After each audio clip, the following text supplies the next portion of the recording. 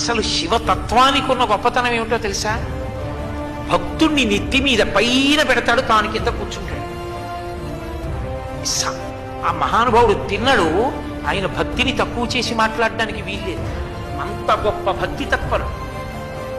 ఆయన యొక్క భక్తికి పొంగిపోయాడంతే శివుడు.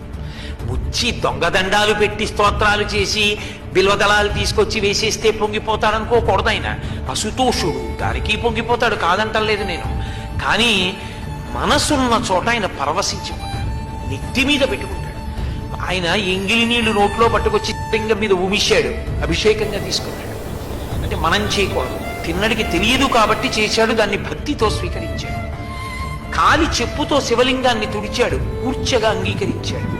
ఎంగిలి మాంసం ముక్క పెట్టాడు, నవ్యోపహారాయుతి, మంచి ఆహారం పెట్టామని తినేశాడు.